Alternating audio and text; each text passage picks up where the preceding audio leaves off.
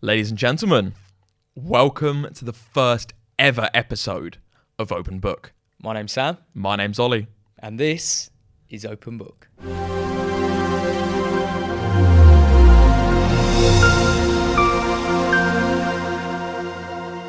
Oh, this is well cool. Definitely. I'm buzzing about this. How long has this fucking taken us to... 18 months. Yeah.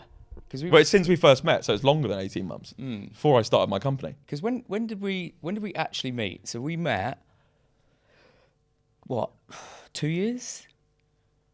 Something like that. I like the specific date I don't remember. All I remember about when we first met is that I didn't want to go. After like the 2 days beforehand, I didn't want to go.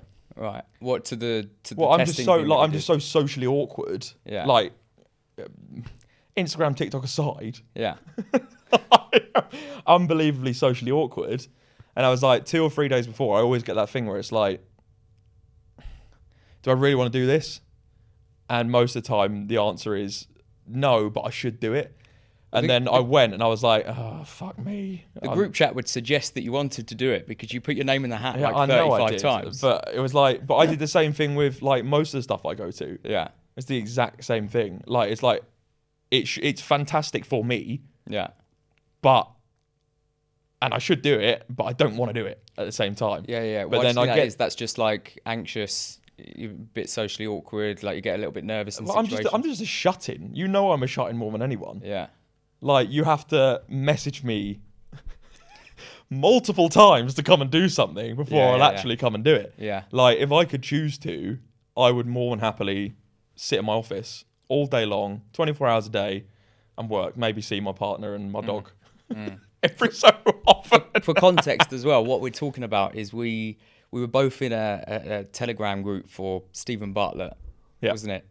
I don't know what it was for. I think it was just like a private Telegram group. The original diary that he came out with as part of his Diary of a CEO podcast. The actual Telegram group was just like an exclusive group for his for his followers, wasn't it? Yeah. And we was both in there, and he put like he put a thing in one day saying, "Oh, you know, we're testing this new product. If you want to come and meet the team, you come to the office, you test the product before it comes out." Yeah. And we obviously put our name in the hat. So that's what we're talking about, isn't it? That actually you was a little bit nervous. You put your name in the hat, you got selected, but then you were thinking what, maybe to Well, it cut was out? like, it was one of those things where it was like, on paper, because I thought like most of the people that follow that kind of thing, all in business or looking to massively propel themselves in one way or the other. And I think, I'd say probably half of the people there wanted to do that. Yeah. The other half were just fans. Yeah. And it was definitely. like, I was going there to see what a product test was like, just in case I need to do any marketing tests or anything in the future. Yeah. But it wasn't quite what I expected. Like, it wasn't what I expected it to be, but it was still good. When I got there, it was great. Yeah. But it was like leading up to it, I was like, do I want to do it? But after that, it was great. But then Sam's not saying it explicitly, apart from the fact that you were a stalker leading up to it. Well, no, what it was. And Sam was being a proper... Sam is the king of networking.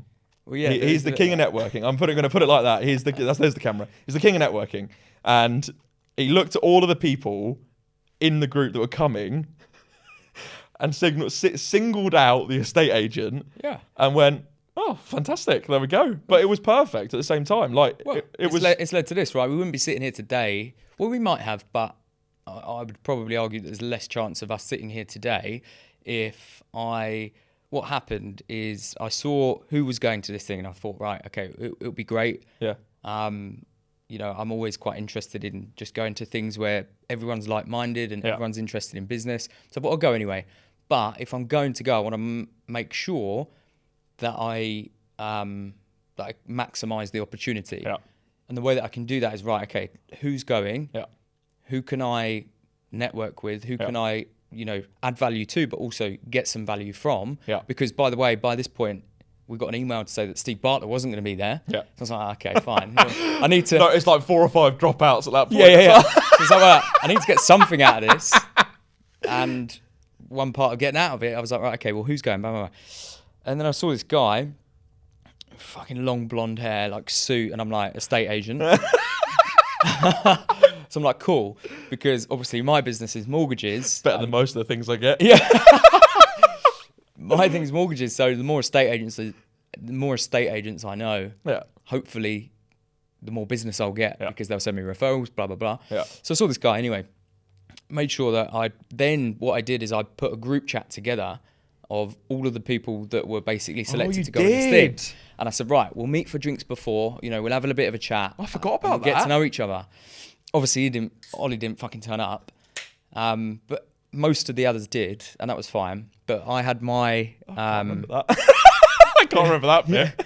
I had my eyes on Ollie thinking, right, okay, well, he's a good person for me to network with, get to know, build a relationship. Lo and behold, we ended up sitting next to each other whilst we was doing this product testing thing. What do you mean, lo and behold? Well- Contrived much? Yeah. Fucking hell, Jesus Christ. Yeah. Coincidentally. We ended up sitting next to each other. Maybe I told someone, you go sit there, I'll sit down. So we sat down, we was chatting. We just had a laugh, didn't we? We just got on from there. Good. It was really good. And the fact that we were both in the same industry, which obviously I knew, but you didn't until we started talking. Yeah. But I think that's works the really whole well. foundation of, as you say, why we are actually here. Yeah. And why we're thinking of starting the podcast in the first place is, this is quite a good bridge onto why we're doing it in the first place. Yeah. But me and Sam, to give an understanding or a reference, me and Sam both founded our own companies. Like, we are the CEOs, the MDs of our own companies. They're not big by any means. Like, I am still a one-man band. Yeah, You've got me someone too. working with you, but Yeah. we're not big companies. And I think the whole point of the podcast was kind of, for me as well, is when I was starting out generally, Yeah. there's only so many people you can go to and say, can you give me some info? Or it's in general quite hard to find a mentor or something like that as well. I think the idea of this podcast was to talk to people that have either succeeded in business generally or with the current age, especially what I do marketing-wise as well, with social media and things like that, and find out and give some information back as to what they've done to succeed type thing. And obviously it's going to help us to no end, obviously, because you can never know everything. Yeah. But I think it's also like, we specifically wanted to take everyone that wants to listen to this on an adventure and go, well, look, this week we've got someone that has started a business that's now worth £10 million. This week we've got someone that's a social media, star, anything like I'm a bit of a star in the estate agency industry type thing, and I've not even got 10,000 followers type thing. But we wanted to kind of take people on a journey with us and go, okay, this is what you need to do. This is from some of the best in the industry. Have a listen. Like, you don't have to take everything on board, but like, this is invaluable information essentially. And that's what I kind of like. That's one of the parts that I really like about us doing a podcast. Yeah. Is that hopefully, not saying that we're going to get like, I don't know, Stephen Bartlett. We're not going to get him on the podcast next week type thing. Yeah, but not tomorrow. No. it's a growing thing, and the bigger we get and the more followers and everything like that we get on the podcast, the more exciting and bigger people and so on we can get, and the more information we can kind of get and give to people as well. And I think it'll be a mix as well. So we want people that maybe already have a business. They've done really exciting things. Absolutely. And we can maybe lean on our connections or, through socials and stuff like that to bring those people in. Yeah. But on top of that, we also want to just have conversations with people like us that are in similar situations that are, we've got big dreams, we've got big ambitions, but we've pretty much just started and we're on that journey together. And I think that'd be really interesting to just collaborate, get people in to talk about those kind of things. Absolutely. Because that's underrated, because it's fucking lonely, isn't it?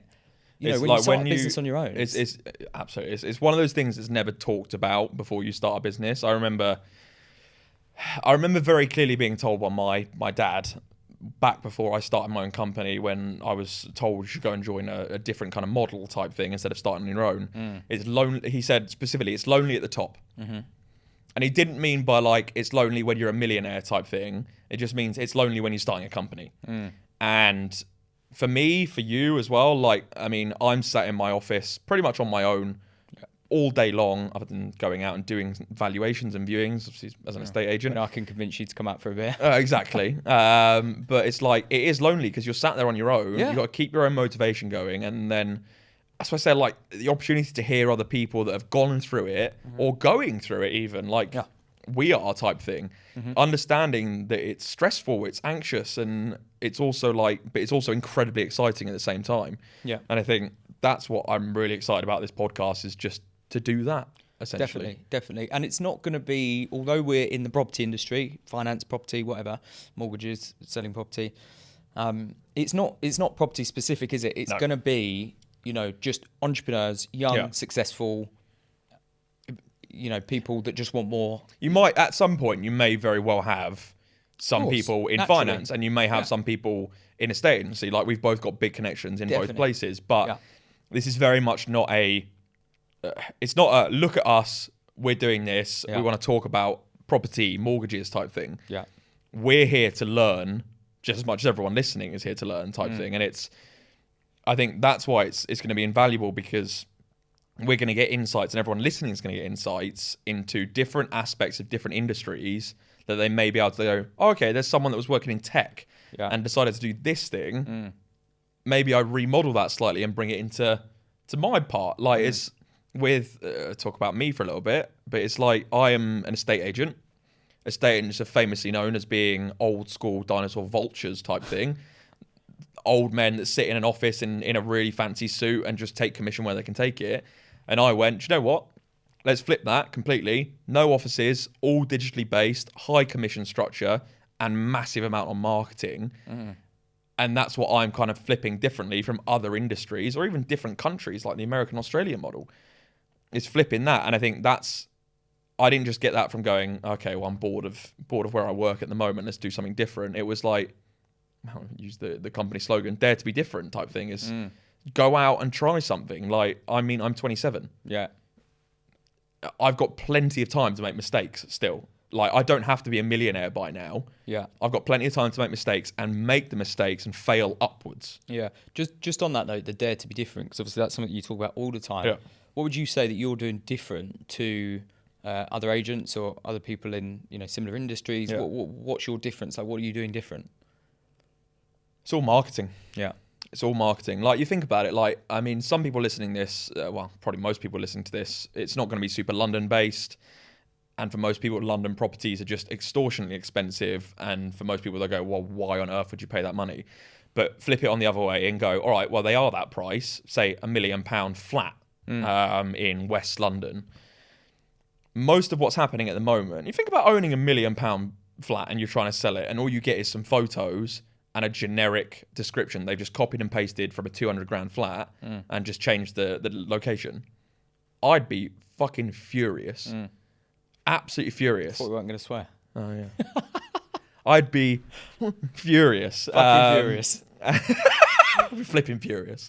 Oh, damn it. And I went, do you know what? There's so much more of a reach to what we're doing. And like, I talk about him a lot, and a bit of an inspiration type thing is Grant Bates from Hamptons. Yeah.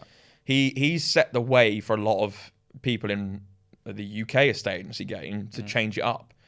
And like, just social media, most people turn around and go, oh, my old manager specifically, social media won't work, it's pointless, you're not going to get anything, like, you're just doing it for personal brand.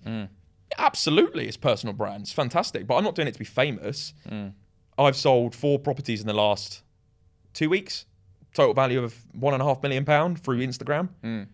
Go about 5-10 years ago, obviously that doesn't exist, but it's like, it's all the marketing side. And I think you'll probably hear me talk about a lot on the podcast, is the marketing, because I always brand my company as we're a marketing agency that sells property. We're not an estate agency that does some marketing on the side. I think that's a key thing for any good business, is actually you need to shift the mindset and think, actually, yeah, I'm selling this service, this product, whatever. Yeah. But you need to, without marketing, you haven't really got anything apart from like personal recommendations and like, client referrals and what have you. Which are all amazing on their own. Like, you get, like, I remember the first time I got a referral. Yeah, it's fine as a one-man band. It keep you ticking over, but you can't scale that. No. You need marketing. You need solid marketing. So I think a lot of businesses need to shift it and go, right, actually, I'm a marketing business that sells or advises on mortgages. This is our product. This is our service. Exactly. And I remember listening to someone, I can't remember who it was, but it was on LinkedIn. And it's talking about a millionaire, billionaire, can't remember who, I don't want to misreference someone. Yeah. But they were like, if I had £20 left in the company account, Yeah. I'd spend £20 on PR and marketing. Yeah. Because getting it from experience, being a one-man band digital in an era where everyone's still on the high street, it's almost impossible for me to get valuation leads and things like that if I don't go out and actively do the marketing and the PR. But it's so important to build that personal brand. And now, 2024, it's never been easier to build your own personal brand. Instagram's free, TikTok's free, Facebook's free. I had a chat. It's unreal. Sorry to jump in. I had a chat with a guy yesterday who I'm looking to. I don't know if you saw my story. Yeah. Do you see my story? Yeah. 14-year-old lad. Yeah. Unreal. Fucking nuts. So, going back to, it's never been a better time. Fucking nuts. Told me off for swearing a second ago. Hang on, no. You set the rules. I'm quite happy to fucking swear because I want to be, again, going back to what we want from this. I want to be as completely organic as possible, completely natural. I want to be myself. I'm going to swear. I swear quite a lot. Yeah. But going back to what you said about, what do you say? About the never a better time to do a personal brand. Never been easier. Yeah. What did you say? Never been easier to build a personal brand. It's not. This guy's 14, right? So I found him through Instagram, and I think he's only been on social media for like 6 months. He's got 45,000 followers, and that's ticking over now. That's going more. He's set up an agency. 14 years old and having 65,000 followers. 45,000. Yeah. 45. Still, but still, it'll be 65 in no time. Jesus. So he's 14. Not even doing his GCSEs yet, and he's basically building a marketing agency from his bedroom. Yeah. Because he's now amassed all these followers. He's now teaching people how to do it. He's offering video editing. He's offering social media management, ad management, all this kind of thing. He's fucking 14. Yeah. So I had a call with him yesterday because I need help with my video editing. We was talking about this earlier. Yeah. And it's like, but the fact that he's just put himself out there, like he's probably, when he started that, people are probably taking the absolute piss out of him at school, ripping into him, bullying him. But now that he's 100%. Got the followers ticking over, and actually he's making money, like his mates will be doing a paper round. Yeah. He's making money online. Yeah. And it's ridiculous. And I could see that type of person, like in the next 5, 10, 15 years, like he'll be a multimillionaire 100% if he continues doing what he's doing, all because he's started building a personal brand. But I think that's the thing that, I mean, I get a lot of messages about it just because with my socials, I'm so out there. Like, I just don't, I've got no red tape. Yeah. And I get asked that a lot from a lot of people is, how do you even just start it? Because so many people are nervous about it. So many people are worried about getting hate and this kind of stuff. And it's like, if you succeed in any way, shape or form, people are going to come after you, like full stop. And that's a horrible thing to hear, but they are. Yeah. And at your video editor's age at 14, I was doing YouTube, like what was that, 13 years ago, when it was still in its infancy type thing, when KSI still only had 50,000 subscribers. Yeah. And I was doing that, and I remember getting like bullied in person for it as well. But I actually stopped because of that. Right. And that's really? That could have gone anywhere. Really? Like back in the day, I was creating content that was getting, I had like 1,500 subscribers, but it was getting 15, 20,000 views a time, which 13 years ago, nuts. Yeah. But I stopped because of it. And now with all the stuff that I'm doing now, as I said, there's never been an easier time to build a personal brand, but there's never been an easier time for people to come after you. But what I say to a lot of people is, people are coming after you, that's a really good sign that you're doing something right. Yeah, 100%. Because if you're doing something wrong and you're just getting the nice, fluffy, oh, fantastic, this is amazing, then you're doing well. Obviously, people are liking your content. You've got the right followers around you. But when you start pushing that boundary, which you kind of need to do nowadays because everything's very similar, you then will get hate for it. Yeah. Just ignore it or I'll take the piss out of it, laugh at it. My comment sections are, I think I've probably got one of the most toxic property like comment sections of anyone in the UK. And I get Boris Johnson, Donald Trump, posh twat, like pretty accurate. It's good that I didn't say the last thing then, wasn't it? I was going to say Tory wanker, but fuck me. But it's like they're going to give you hate, but a bit of tip for advice that that I kind of picked up on, especially the last 3 months where I've grown by X amount of followers. The hate fuels you, like the hate fuels your growth more than the passion does. The hate fuels your growth more than the passion does, yeah? You're going to get more people commenting. If you go like one of my videos got 260 odd thousand views in the space of 5 days, I'd say probably like 90% of the comments were people going, this is outrageous. How can people spend this money? This is ridiculous. Like it's a 2-bed flat type thing. And because all those people were commenting, Instagram doesn't care about the algorithm. Like it doesn't care what you're getting commented. The algorithm goes, bloody hell, this is popular. Yeah. Pushes it out. And by proxy, when it's pushing it out, most people don't look at that video got 2,100 likes. That's people all liking the video. And it's like, yeah, you get loads of hate, just ignore it. Like the best piece of advice I ever got was don't give a shit about what people say about you or say to you 100%. Unless they're going to have a material effect on your life. 100%. Like and that changed me completely because it was like, it's actually a very good point. Like half of the people that bullied me in school for being a YouTuber, fuck are they done with their life now? Yeah. Like, what have they done?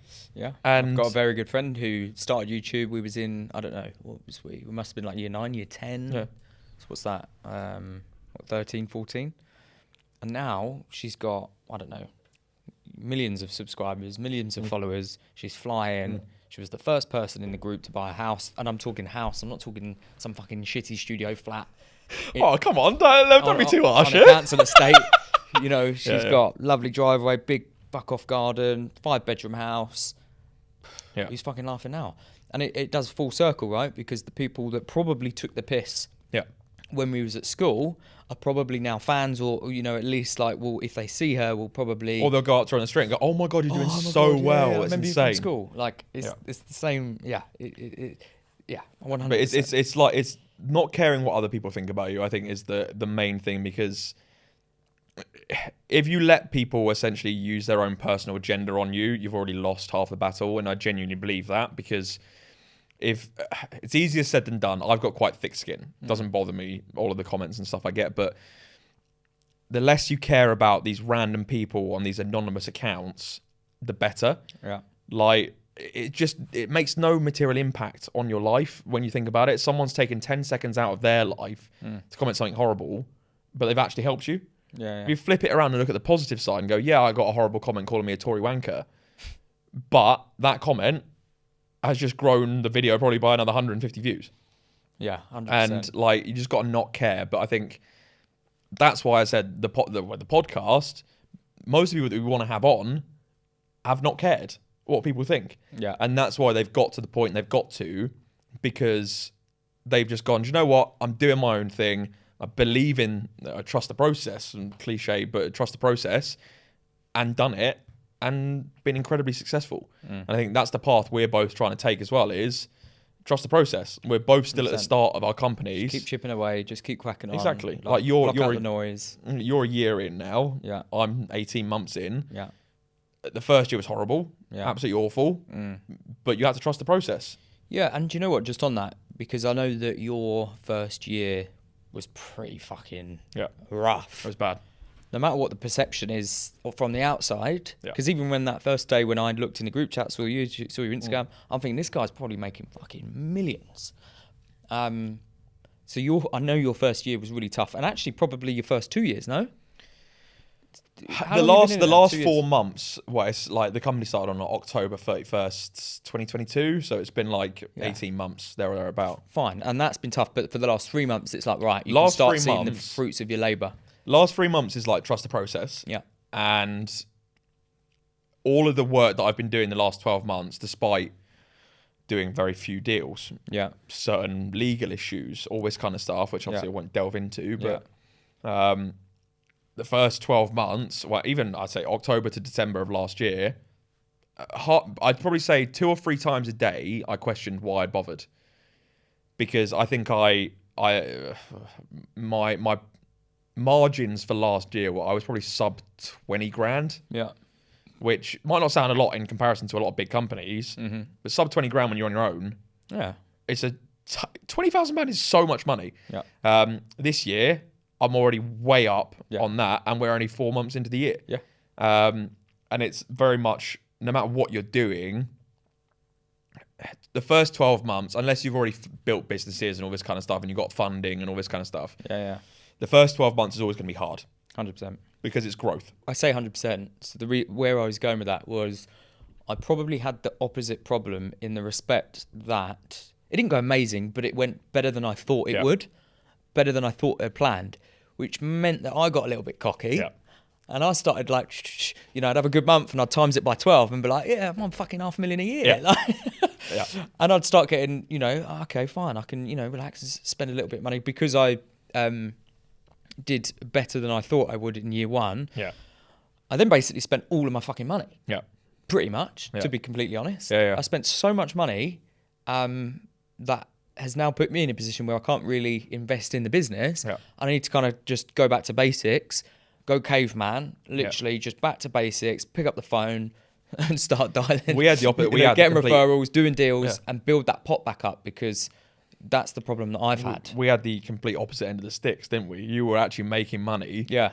And I was living off beans and toast for 8 months. Yeah. I won't say my partner's name because she has asked to not be part of social media or anything like that anymore because with the growing following, she gets messages from a lot of weird people. But my partner is a healthcare assistant in the NHS and she's also studying full time. Right. She's basically had to fund our life, pay bills, pay everything like that, just to support us, like full stop, and the family. And I don't know where I was going with this. I lost my train of thought. That's all right.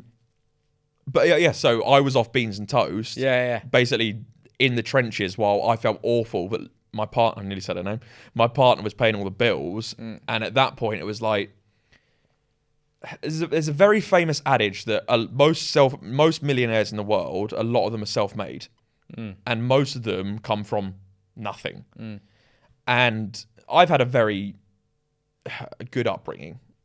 No issue in saying I had a very good upbringing. It was the first time in my life. I mean, I was very good at my old job as well. I made a lot of money, but first time in my life I had diddly squat. And when I mean diddly squat, I was like minus money in the company account, minus money in the personal account. But I was in that time zone where it was like, I've got no choice. I've got to pick up the phone. Otherwise, I'm literally going to go bankrupt within the first 6 months, and I couldn't let myself do it. But all of that hard work, it still took 6 months to build up all of that stuff going on. Yeah. And for people that don't know, in a estate agency, from my point of view, just getting in contact with someone, because it's all cold contact, cold emails, cold calls, takes me about 3 months to even get a response from someone. Then to get it on the market, then to get it under offer, and then to completion. Yeah. The whole process is about 9 months. Yeah. No, exactly. And that's the thing. And it's like the ultimate delayed gratification. Yeah. And that's all now coming through.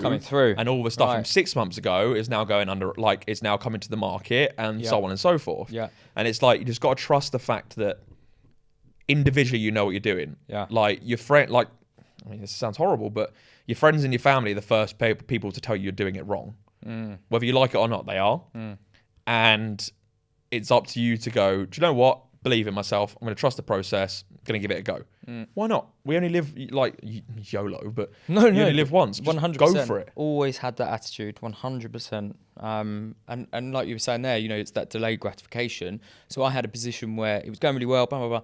And it, it has, if I zoom out, it's gone pretty well, better than I thought. But for the last 3 months, I've literally been twiddling my thumbs and I've been like, fuck. And because it's been quiet, when it's quiet, I just basically go into a bit of a shell and I'm like, I don't really do too much. Whereas when it's busy, I can happily work 12-hour days, 7 days a week, do not care, as long as there's business coming through the door. Yeah. But when it goes quiet, I start getting anxious and I'm like, and then I just don't know what to do because I'm just like, there's all this stuff I could be doing. But yeah, so I'm kind of in that period now where I've learnt my lessons. It went pretty well for first year. Yeah. Spent all my money. Have nothing to invest back. So now I'm kind of just building that back up. But it's all, it's all part of the fun. Well, it's like, but it's, as I said, we were opposite ends of the spectrum for that because you made money quite quickly. Yeah. Because a lot of your business comes from... By the way, it's not loads of money, but more than I expected, and I had a fairly decent buffer. Yeah. Gone. But a lot of your stuff comes through like referrals from other people, whereas my referrals come from sellers referring other sellers, and I've only started getting that really now. And the difference is you'll do more work per deal, but you'll get a big fee. Yeah. Whereas I'll do less work per deal, but I'll get kind of smaller fees, but more of them. Yeah. Well, that's like to aggravate all the people that hate estate agents out there. I think my average fee is about £8,000, £9,000. Yeah. And with my model, I mean, I get 100% of it because I am the founder. But like even people that coming to work for me will get like 80 odd % of that deal. So there's a lot of money on the line, full stop. And I think like last year, as I said, I lost 20 grand in total. This year, the first quarter, HMRC, please don't listen to this. We're up 50 grand in profit. Yeah.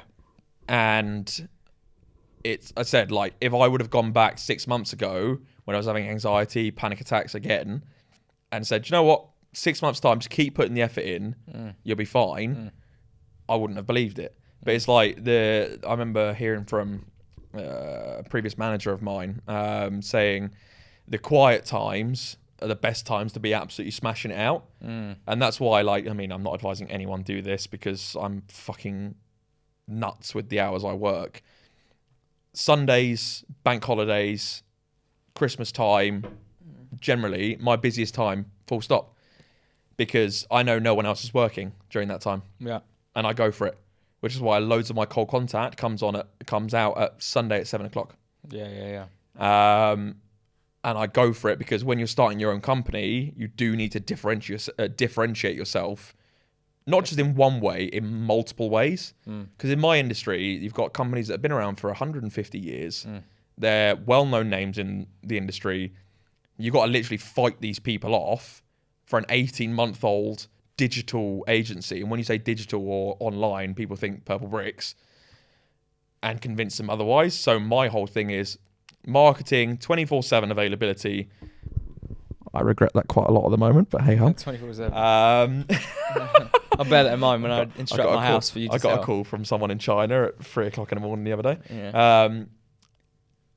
And then like just everything I do is slightly different.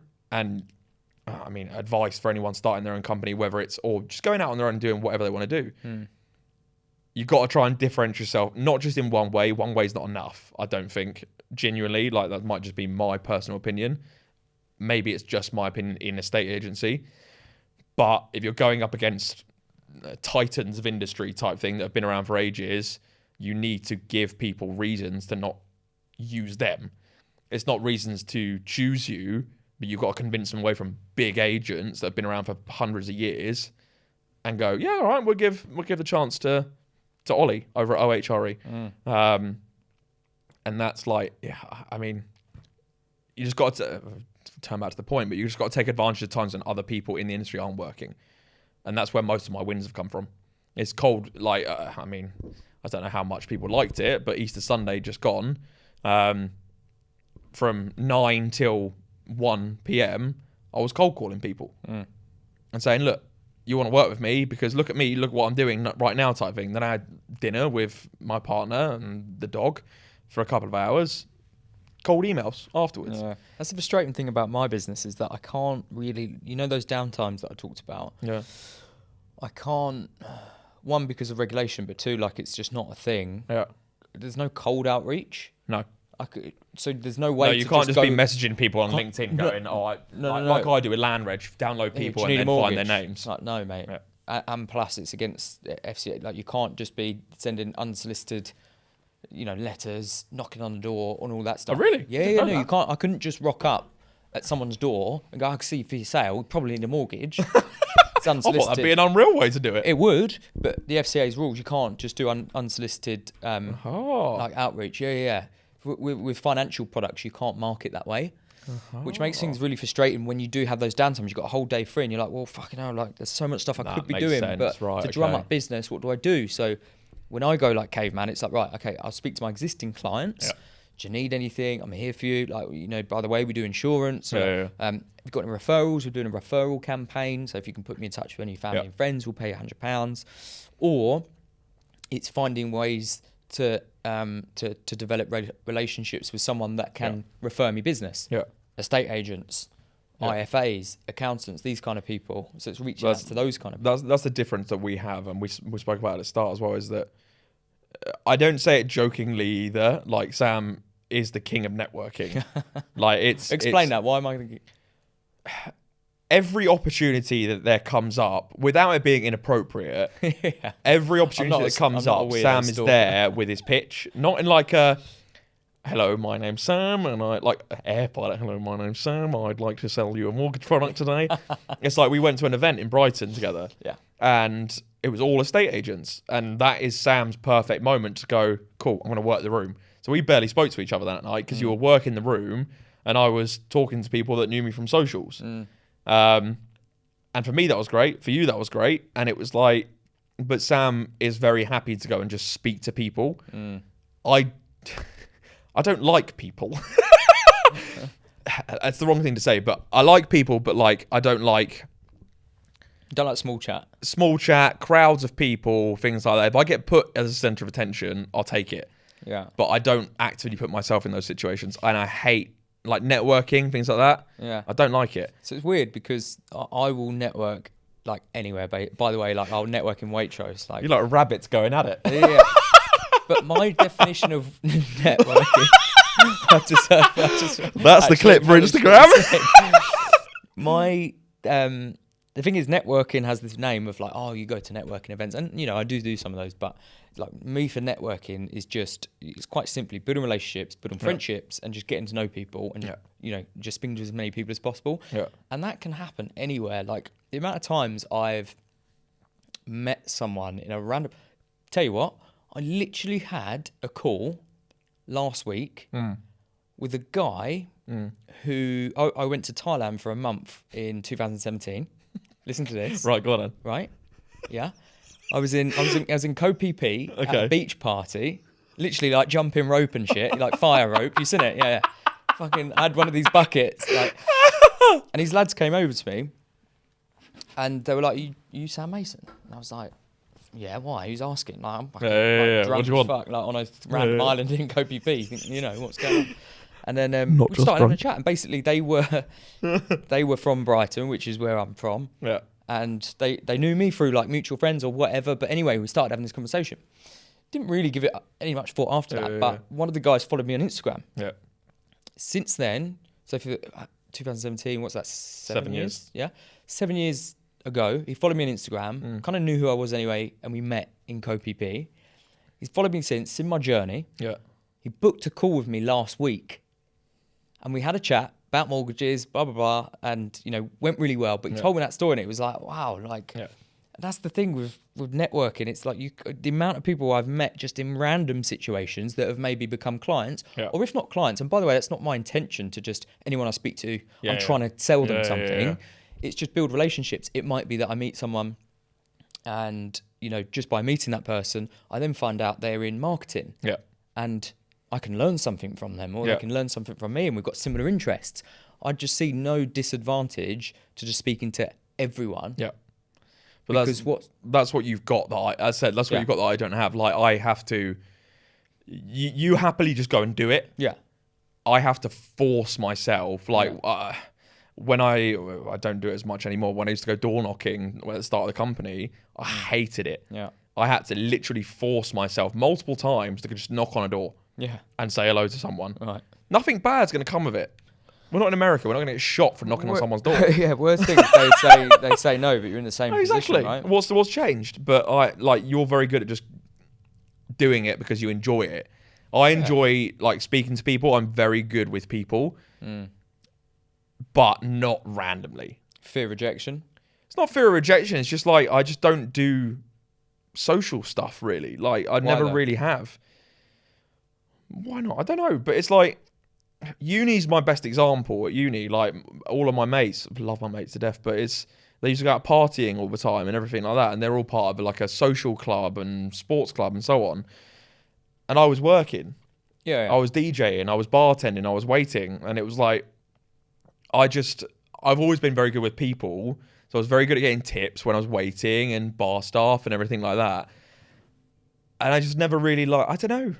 I was very good at people that I have an interest in. I think that's the thing it is. I have an interest in. Yeah, and by the way, you know, I say I speak to everyone, and I do. Yeah. But if there's no common ground or no synergy, like that conversation doesn't turn out being very long, No. and there's no follow up. Yeah. But it's a numbers game. Like, you speak to 10 people, 2 of them you'll have, or 3 of them you'll have similar interests. Yeah. There'll be some form of synergy, and then it's the follow up, and actually that's added value to me and you. It's the same as how we met. Absolutely. You know what I mean? Absolutely. 100%. But I'm similar. It's like, sometimes it's like, oh, okay, well, there's nothing here, so like, good to meet you. See you later.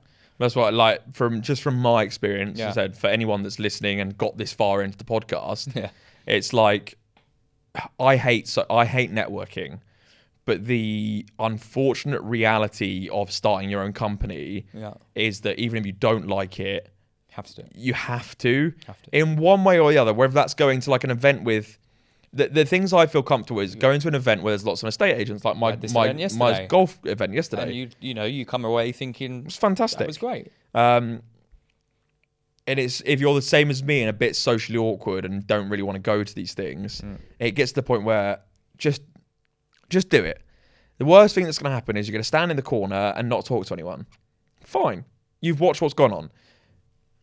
In my experience, yes, I'm fairly well known in the estate agency world. I don't actively go and talk to people, but I had people coming up to me saying hello and starting the networking process that way. Yeah. And then, like, I've got about 10, 15 new contacts for people in different parts of London. There you go. And that might not lead to anything, but it might lead to something. Exactly. If you've given a good representation of yourself, you never know in the future. Maybe that person wants to work for you. Exactly. Or work with you or set his business idea. Or you might have said something that actually means that shows that you've got certain expertise in a certain area, and they lean on you for that, and that's something that could lead to some form of other business, like 100%. So networking, it might be tough for certain people, like me. I don't like networking, but it's almost a necessity. Have to do it. It's like social media. It's a necessity. It's not an option anymore. It's a necessity to build your own personal 100%. brand, and that's what I've realised very quickly is that while I've done pretty well on my own for the last 18 months to become one of the most recognised people in the industry,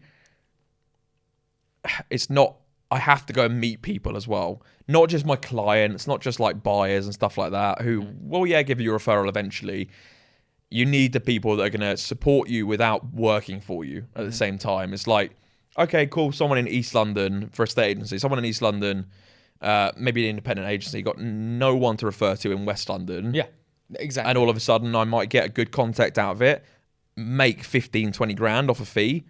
Fantastic, amazing. And then obviously they get a piece of the pie as well for referring type thing. And it goes the same way. Exactly. Recommendation is just, whether you like it or not, you got to push yourself. Right, you lot. Look, this is a brand new podcast. We really want to try and actually have some fun with this and grow with this. It does cost us a small fortune to hire out the studio, the amazing studio we're in. So it'd be really nice if you just dropped us a follow or a subscribe or whatever type thing. We really want to have some good guests on. So, do us a favour here. Check us out. Share it with a friend.